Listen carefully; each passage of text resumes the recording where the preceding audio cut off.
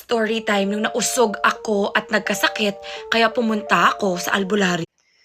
May isa pang klase ng usog. Ang tawag naman po ay bales. Alam niyo ba kung anong pakiramdam ng nabales?